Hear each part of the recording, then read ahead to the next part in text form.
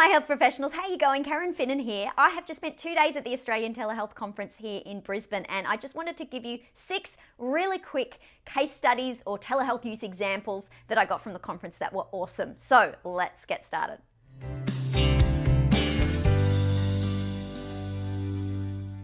Okay, so my favourite presentation of the whole conference was in teledentistry. So a lady named Margaret Nowak from the Torres and Cape Hospital and Health Service gave us a fabulous overview of a system that they've developed in the Torres Strait Islands so that the community health services there have access to a camera that they can then screen images from their patients' mouths back to dental experts on the mainland or in Australia, so that these people on these islands can get access to advice and early intervention and, maybe medications and all of that sort of stuff required to assist with their dental needs. Now, obviously, high level needs, they would have to travel for that, but the ability to have that early intervention was really amazing. And what I loved about this service was it was done in such a culturally appropriate way. They have really embraced the culture there, and you can really sense that coming through in the service. It was an amazing presentation.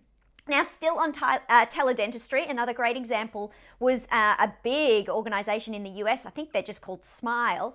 And basically, if you think of Invisalign, which are these retainers that straighten up your teeth, basically this is a whole system that people can do that by remote. So they can either attend satellite clinics to get a mold taken or even get a mold kit to do at home, to mold where your teeth are, and then literally they will send you the upgrades and the plates to straighten up your teeth and give you back your smile. And that is all basically done by remote. So another great example there.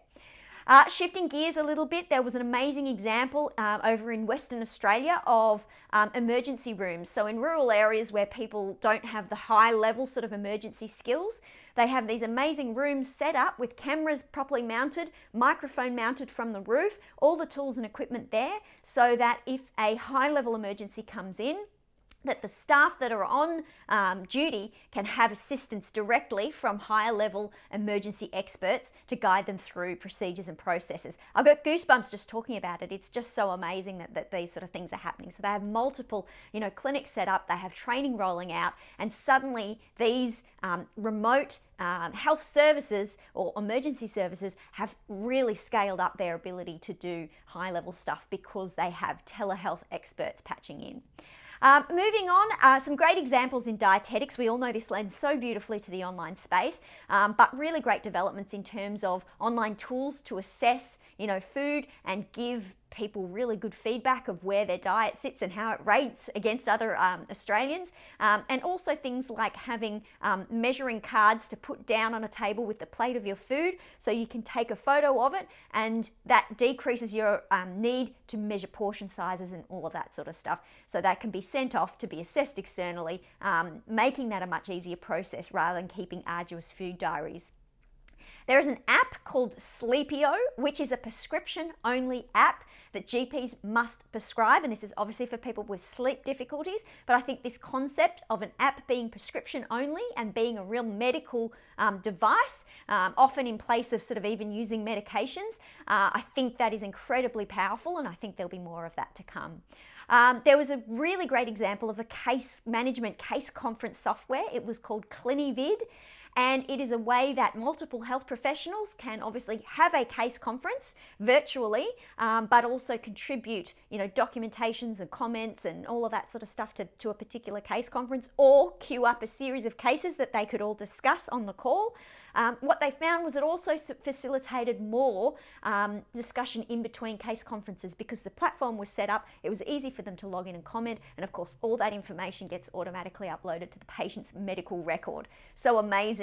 And finally, Barwon Health down in Victoria have done a fantastic rollout of interpreters via telehealth. So not necessarily the medical service, but being able to easily and readily access interpreters for their consultations in other languages, but also, of course, in Auslan. So they showed a really effective use of, decreased cost per consultation that an interpreter is used, and had real success with that. So I hope you've enjoyed that roundup of some amazing case examples. I'll probably create some content going into some of these in more depth because they're so fascinating, but I hope that's been really interesting to you and expand your your mind as to the possibilities of telehealth. Thanks, guys. I look forward to chatting to you next time. Bye.